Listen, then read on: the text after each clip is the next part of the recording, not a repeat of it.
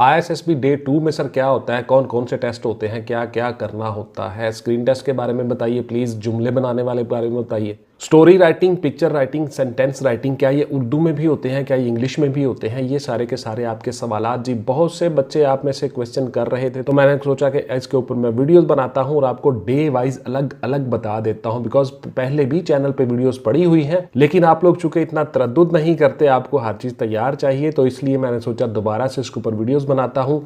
आज की मेरी वीडियो जी ISSB डे 2 डे फर्स्ट की वीडियो पहले आ चुकी है, तो इस वीडियो को गौर से देख लीजिएगा, स्किप मत कीजिएगा। और जो मैं क्राइटेरिया बताता होता हूँ हर वीडियो में, वो नए आने वाले बच्चों के लिए होता है। बहुत से लोग नए बच्चे जो होते हैं वो भी मेरी वीडियो देख रहे होते हैं, तो इस चीज़ को आप मत देखा करें, इसमें आपका ही फ़ायदा होता है। बहुत से बच्चे होते हैं जिनको नहीं पता होता क्राइटेरिया का, इसलिए मैं ये चीज़ें रिपीट करता हूँ, गौर से सुन ले। सबसे पहले क्राइटेरिया आपको बता देता हूँ जी। तालीम इसकी है जी FA FSC और इक्वलेंट 60% मार्क्स, ये सबसे पहला हो गया जी। ICS DAE जो भी आपने किया हुआ इंटरमीडिएट लेवल पे आप इसमें अप्लाई कर सकते हो, एलिजिबल हो।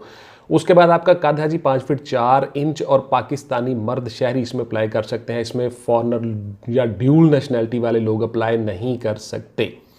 उसके बाद जी आपकी नज़र 6x6 विद और विदाउट ग्लासेस, यानी ऐनक और ऐनक के बगैर दोनों तरह से चल जाएगी। उसके बाद जी आपका जो है 1.62.5 यानी 162.5 सेंटीमीटर कद हो, जो 5 फीट 4 इंच के बराबर बनता है। आपकी ड्यूल नेशनैलिटी नहीं होगी। गैर शादीशुदा होंगे जी, पाकिस्तानी मर्द शहरी होंगे, औरतें इसमें हिस्सा फिलहाल नहीं ले सकती, अकलियतें भी हिस्सा ले सकती हैं। माइनॉरिटीज़ DC ऑफिस से एक सर्टिफिकेट मिलता है आपको, मैं बहुत सी वीडियोस में बता चुका हूँ, वो आप अप्लाई करोगे, वो साथ लगा के आप आ सकते हो। इसके साथ बाद जी आपकी तनख्वाह जो है वो अप्रॉक्सीमेटली 30 से 35 हज़ार के दरमियान स्टार्ट होती है दौरान ट्रेनिंग। उसके बाद फिर आहिस्ता आहिस्ता बढ़ती रहती है। डॉक्यूमेंटेशन आपकी मुकम्मल तनीमी इसनाद, domicile character certificate, CNIC B form, ये सारी चीजें साथ लगेंगी। अगर CNIC नहीं बना तो बे फॉर्म साथ लग जाता होता है। ये सारे का सारा हो गया आपका क्राइटेरिया। उसके बाद चेस्ट आपकी हो जाती है जी 32-33 चल जाती है। आपकी एज जो है वो 17 से 22 साल के दरमियान होनी चाहिए। जो ऑलरेडी सर्विंग लोग हैं, जो मिलिट्री में सर्व कर रहे हैं, वो 25 साल तक भी अप्लाई कर सकते हैं, और जो ग्रेजुएशन लेवल पे अप्लाई करते हैं वो 23 साल तक भी कर सकते हैं। ये हो गया जी क्राइटेरिया। मैं हूं रजा बुखारी और आप देख रहे हैं बुखारी स्पीक्स यूट्यूब चैनल। तो व्यूअर्स, चैनल पे आपके लिए मैं मुख्तलिफ वीडियोस ऐसी बनाता हूं जिसमें मुख्तलिफ जॉब डिस्क्रिप्शन के हवाले से आप किस तरह से उन जॉब में से गुजर सकते हो और किन किन मराहिल से गुजर के आपको वो जॉब मिलती है। इस पर मेरी वीडियोज़ होती हैं जी, गौर से देख लीजिएगा, स्किप मत कीजिएगा। अब आता हूँ जी आपके मौजू की तरफ के आपको डे 2 में क्या क्या करना होगा ISSB सेंटर में। तो इस दिन जी आपका होगा स्क्रीन टेस्ट। स्क्रीन टेस्ट जो होता है वो 2 मराहिल पर मुश्तमिल होता है। बेसिकली आप लोगों ने सबसे पहले उसकी स्टोरी राइटिंग लिखनी होती है। एक आपको पिक्चर दिखाई जाती है, उसमें आप गौर से देख लेते हो, थोड़ी देर के लिए आपको पिक्चर दिखाई जाती है। उसके बाद फिर आपने उस पर स्टोरी लिखनी होती है। 7-8 मिनट में आपने वो स्टोरी क्लियर करनी होती है उसके ऊपर। उसके बाद जी उस तस्वीर में आपको बहुत से आपके क्वेश्चंस होते हैं, वो क्वेश्चन मैं आगे आके आपको बताऊंगा। आप उस पिक्चर स्टोरी को मैं क्या कर, पहले आप उसको गौर से सुन ले कि उसमें होता क्या है। आपने उस स्टोरी में, कोई भी स्टोरी हो सकती है, कोई उसमें औरत हो सकती है, कोई मर्द हो सकता है, एक बेडरूम हो सकता है, वो अकेले कमरे में हो सकता है। आपने इस तरह की, आपको खामखा में आपको जानबूझ के इस तरह की तस्वीरें दिखाई जाती हैं ताकि आप कोई ना कोई गलती करो या आपके अंदर जो नेगेटिविटी है वो बाहर आ जाए। मनफी सोच, मस्बत सोच रखनी है बेटा उसमें। वो बहन भाई भी हो सकते हैं, वो माँ बेटा भी हो सकते हैं, इसलिए आपने इन पहलुओं को देखना है। ज़रूरी नहीं है कि वो कोई गलत काम ही खुदा न खास्ता कर रहे हों, तो आप लोगों ने इन चीज़ों को अवॉइड करना है। हमेशा मस्बत सोचना, मस्बत रहना है, मनफी नहीं सोचना जी। ये सबसे ज़रूरी होता है उस पिक्चर स्टोरी और पिक्चर राइटिंग में। उसके बाद जी आपकी जो पिक्चर और स्टोरी राइटिंग है ये मुख्तलिफ हो सकती हैं। कोई सड़क के ऊपर कोई हादसा हुआ है, वहाँ पे एम्बुलेंस खड़ी है, लोग खड़े हैं, कोई डेड बॉडी है, उसको देख रहे हैं सारे। इसमें भी आपने मस्बत पहलू ही रहना है कि वो जल्दी से उसको लेके आ रहे हैं, फलां ने उसको कॉल की, एम्बुलेंस ने, एम्बुलेंस आ गई, अब वो उसको लेके हॉस्पिटल जा रहे हैं, उम्मीद है उसकी जान बच जाएगी वगैरह वगैरह। इस तरह की स्टोरी आपने क्रिएट करनी है। ये नहीं कहना कि सारे लोग उसको देखने में मसरूफ़ हैं और कोई उसको हॉस्पिटल लेके नहीं जा रहा और फलां है और आम बेहिस हो गई है, फलां हो गया। यानी नेगेटिविटी को आपने नहीं ओवरकम करने देना, आपने पॉजिटिव रहना है। उसके बाद कोई भी स्टोरी हो सकती है, कोई ऐसी चीज़ हो सकती है, को किसी पार्क में एक लड़का और लड़की बैठे हुए हैं, वो फूल एक दूसरे को दे रहे हैं, कुछ इस तरह की चीज़ें हो सकती हैं। तो उसमें आपका मौजू जो है वो बड़ा अच्छा हो सकता है कि जी उसकी सिस्टर का रिजल्ट आया है, आज वो पास हो गई है या उसने बोर्ड में टॉप कर लिया, तो उसका भाई उसके लिए फ्लावर लेके आया है, वो पार्क में बैठे हुए हैं और आपने मामा बाबा का इंतज़ार कर रहे हैं, आज उन्होंने पिकनिक करनी है वगैरह वगैरह। इस तरह की स्टोरी आप क्रिएट कर सकते हो। ये मैं आपको मिसालें दे रहा हूँ। बहुत से बच्चे हमसे ऑनलाइन क्लासेस में तैयारियां कर रहे होते हैं और उनको हम ये सारी चीज़ें बताते हैं कि किस तरह से उन्हें स्टोरीज क्रिएट करनी है। आप लोग भी ऑनलाइन क्लासेस ले सकते हो और तैयारी कर सकते हो। मकसद कहने का ये है, बात करने का ये है कि आपने फटाफट से 7 से 8 मिनट में वो स्टोरी राइटिंग लिखनी होती है। लिखने की स्किल्स पैदा कीजिए जी, चीज़ों को रिप्रोड्यूस करने की स्किल्स पैदा कीजिए, आप स्क्रीन टेस्ट में आसानी से पास हो जाते हो। उसके बाद स्टोरी राइटिंग का दूसरा मरहला आ जाता है जी, जिसमें आपको एक सेंटेंस, एक जुमला दिखाया जाता है, अधूरा, आधा जुमला। ठीक है जी, उस आधे जुमले के बाद आपने उस जुमले को भी मुकम्मल करना होता है और उसकी स्टोरी भी लिखनी होती है। कोई एक मिसाल, मसलन मिसाल के तौर पर, माँ के कदमों तले, आगे डैश डैश डैश खाली है, उसके ऊपर आपने कंप्लीट भी उसको करना है और जुमला भी लिखना है। उसके बाद एक जुमला आ गया मिसाल के तौर पर, Quaid Azam gave a motto to the nation, unity, faith, discipline, आगे डॉट डॉट डॉट, उसके ऊपर आपने कंप्लीट करना है और ऐसे स्टोरी भी लिखनी है छोटी सी।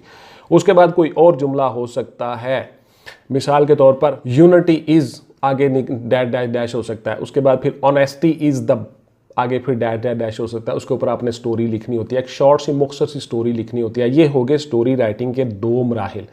उसके बाद आप क्या जाते हैं जी, सेंटेंस राइटिंग। सेंटेंस राइटिंग जो है, स्टोरी राइटिंग जो है, ये उर्दू में भी और इंग्लिश में भी आपने करना होता है। गौर से सुन लें, आपके बहुत से सवाल होते हैं। सेंटेंस आ जाएंगे जी, जुमले आपने लिखने होते हैं। एक लफ्ज़ आता है स्क्रीन के ऊपर, एक बड़ी सी स्क्रीन होती है, सिनेमा हॉल की तरह बैठे होते हो, आपके पास कागज़ पेंसिल हर चीज़ मौजूद होती है। आपका एक लफ्ज़ आ गया सामने, ब्रेव, मिसाल के तौर पर, तो आपने 10 सेकंड में उसके ऊपर एक जुमला लिखना होता है। Pakistan army is the bravest army in the world, इस तरह करके कोई ना कोई जुमला आपने लिखना होता है। बड़ा अच्छा क्रिएटिव जुमला होना चाहिए। ये नहीं कि अली इज़ वेरी ब्रेव, मतलब कि वो आपने बहुत ज़्यादा सिंपल नहीं उसको रखना, उसको थोड़ा अच्छा जुमला बनाना है और उसमें थोड़ा आपका नॉलेज और इल्म हो और अच्छी तरह से उसको मेंटेन करना है। 40 से 50 अल्फाज हो सकते हैं वो जुमले, आपने सेंटेंस राइटिंग करते जाना होता है। 10-10 सेकंड के बाद वो लफ्ज़ बदलते जाएंगे, आप जुमले बनाते जाओगे। इसी तरह से उर्दू में भी ये सारे के सारे जुमले होंगे और आप उसको बनाते जाओगे। दूसरा मरहला उसका आ जाता है जी, आपने फिल इन दी ब्लैंक्स करनी होती है, खाली जगह पुर करनी होती है। वो इंग्लिश में भी होगी और उर्दू में भी होगी। उसी तरह से जुमला लिखा होगा, आपने फटाफट उसको हल करते जाना, जुमला लिखा, आपने फटाफट उसको हल करते जाना। तो इस तरह से आपने ये 2 मरहले पास करने होते हैं। स्क्रीन टेस्ट के दोनों मराहिल आपने पास कर दिए। उसके बाद फिर आपका जी लंच होता है। लंच ब्रेक में आपने खाना शाना खाया, उसके बाद फिर उस दिन कोई और एक्टिविटी नहीं होती। आपका एक शॉर्ट सा इंटरव्यू भी हो सकता है, रिव्यू भी हो सकती हैं, चीज़ें आपसे पूछी जा सकती हैं, आपकी कारकर्दगी बताई जा सकती है। ये डिपेंड कर रहा होता है ISSB अमले के ऊपर। इंटर सर्विसेज सिलेक्शन बोर्ड के जो लोग होते हैं, आपके GTOs, आपके सीनियर ऑफिसर्स, वो सारे के सारे आपको इन चीज़ों का बारे में आगाह कर सकते हैं, बता सकते हैं। तो आपका डे 2 बड़ा इंपॉर्टेंट होता है जी। आपने इसमें तमाम चीज़ें करनी होती हैं और उसके साथ साथ आपने स्क्रीन राइटिंग और पिक्चर स्टोरी राइटिंग और सेंटेंस राइटिंग में अगर आप फेल हो गए तो आप फेल हो, स्क्रीन आउट नहीं होना। तो ये बहुत आसान होता है, ईजी होता है, सिर्फ और सिर्फ आपने प्रैक्टिस और मशक करनी होती है। बहुत से बच्चे हमारे पास ऑनलाइन क्लासेस में तैयारी कर रहे होते हैं। अच्छा, आप में से बहुत से बच्चे क्वेश्चन करते हैं कि सर मेरा तो 27 को पेपर है जी, तो मैं 2 महीने का कोर्स किस तरह करूंगा जी, फलां करूंगा। तो पुत्र, आप लोगों का ये जो प्रोसेस है ये 3 से 4 माह चलता है। 27 को आपका पेपर हो गया, उसके बाद फिर आपका रनिंग होनी है, फिजिकल होनी है, मेडिकल होना है, उसके बाद फिर आपने ISSB में जाना है। ये सारे का सारा प्रोसेस जो है ये 3-4 माह चलता है। तो आप लोग इन चीज़ों की तरफ मत ध्यान दें, आप फौरी तौर पे क्लासेस में आके तैयारी शुरू किया करें। 1 मिनट 1 लम्हा ज़ाया नहीं करते। दूसरी बात यह है कि जिन बच्चों ने करना होता है वो बेटा 2-2, 3-3 माह पहले से तैयारी कर रहे होते हैं। आप लोगों की तरह नहीं होते कि ऐड आने के बाद मैं तैयारी शुरू करूंगा जी, मुझे बता दें जी ऐड कब आनी है, मैंने तैयारी करनी है। इस तरह बिल्कुल नहीं करते, ना इस तरह कोई बंदा अपना गोल अचीव कर सकता है। मुसाफिर शब को उठते हैं जो जाना दूर होता है। तो बेटा आप लोगों ने पहले से तैयारी करनी होती है। ज़्यादा राह ज़्यादा सफ़र साथ लेकर चलना है। ये नहीं है कि परसों ऐड आ गई, आज मैं तैयारी शुरू करूं और आप भी तैयारी क्या करनी है, अभी मुझे बुक का ही नहीं पता जी, कोई एक बुक बता दें। तो इस तरह नहीं होता। आप लोगों ने अच्छी तरह से तैयारी करनी होती है। अपना चांस ज़ाया नहीं करना, वहाँ पे सक्सेस लेनी है। आपने ऑफिसर बनना है मिलिट्री में, तो इसलिए आप पहले से तैयारी करो। अभी जो अगस्त और सितंबर में वैकेंसीज आएंगी उसके लिए अभी से बच्चे मेरे पास ऑनलाइन क्लासेस में तैयारी कर रहे हैं। तो इस तरह से होता है, इस तरह से बच्चे तैयारी करते हैं। आप लोगों की तरह नहीं थैंक यू वेरी मच जी। वापस मौजू की तरफ आता हूँ। तो इस तरह से आपका उस दिन इंटरव्यू भी हो गया, सारा कुछ चीज़ें हो गई, आपने स्क्रीन टेस्ट पास कर लिया, सारा कुछ हो गया अल्हम्दुलिल्लाह। तो उसके बाद जी मैं आता हूँ आपके सवालों की तरफ। बहुत से जवाब आपको मिल जाएंगे, बहुत से सवाल आप कर रहे होते हो, बहुत सी क्वेरीज आपके जहन में होती हैं, वो सारे के सारे सवाल हम लेकर आते हैं। वो गौर से सुन लें जी। स्टोरी उर्दू में होगी या इंग्लिश में होगी जी? Both are the mediums. मैंने यूट्यूब कमेंट्स में भी लिखा होता है, दोनों में होगी जी, दोनों में हो सकती है। ठीक है जी, आपने इंग्लिश की भी तैयारी करनी है और उर्दू की भी तैयारी करनी है। कितना वक्त होता है? 7-8 मिनट से लेकर 10 मिनट तक का वक्त हो सकता है जी। आपको 2-3 मिनट इजाफी भी दिए जा सकते हैं। 7 से 10 मिनट के दरमियान आपने लिखना होता है जी। गौर से सुन लें। स्टोरी राइटिंग में क्या टेक्निक अपनाई जाए कि हम पास हो जाए? मैंने आपको क्लियर कट बता दिया, इससे ज़्यादा बेहतर टेक्निक और कोई नहीं हो सकती कि आपने मस्बत रहना है, पॉजिटिव रहना है, स्टोरी को ज़्यादा लंबा नहीं करना, बात को डायरेक्ट करना है, इधर उधर के जुमले नहीं रखने, डायरेक्ट जुमले लिखने हैं और अप्रॉक्सीमेटली 1 पेज आपने लिखा हो। आप घर में प्रैक्टिस करो, घड़ी सामने रख के आप कोई ना कोई स्टोरी, कोई ना कोई पिक्चर लेके उसमें प्रैक्टिस करो। हमारे पास आ जाओ, हम प्रैक्टिस करवा देंगे। तो बेटा आपकी practice makes a man perfect. आपने सिर्फ 1 पेज लिखना होता है 7 से 8 मिनट में, उसके अलावा आपके पास और कोई टाइम नहीं होता। उर्दू में भी लिखना होता है, इंग्लिश में भी। और जुमले आपके बड़े कंस्ट्रक्टिव और पॉजिटिव होने चाहिए। जुमले उर्दू में लिखने हैं या इंग्लिश में लिखने हैं? दोनों मीडियम्स में लिखने हैं जी। मैंने आपको क्लियर कट बता दिया, दोनों मीडियम में आपने लिखने होते हैं। इसमें फेल होने पे क्या होगा? आप स्क्रीन आउट हो जाएंगे जी, फेल हो जाएंगे, आईएसएसबी से बाहर हो जाएंगे। स्क्रीन टेस्ट मोस्ट इंपॉर्टेंट होता है जी आईएसएसबी में। अमूमन किन वजूहात की बिना पर बच्चे फेल हो जाते हैं?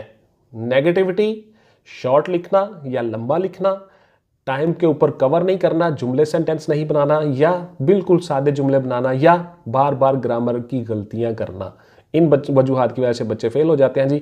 आपने इन चीज़ों से बचना है, अवॉइड करना है। घर में बैठे हो, किसी टीचर के पास बैठे हो, जहां भी बैठे हो, जहां भी तैयारी कर रहे हो, इन चीज़ों से अवॉइड करना है। और कोई एक सिंगल बुक की गेम नहीं है ये मुकम्मल तैयारी है। कोई एक सिंगल बुक नहीं है, आपने मुकम्मल तैयारी करनी है और हर पहलू, हर एंगल से देखना है। जनरल नॉलेज है, करंट अफेयर है, इंग्लिश है, उर्दू है, ग्रामर है, कंपोजिशन है, बहुत से आस्क आपके टॉपिक्स होते हैं।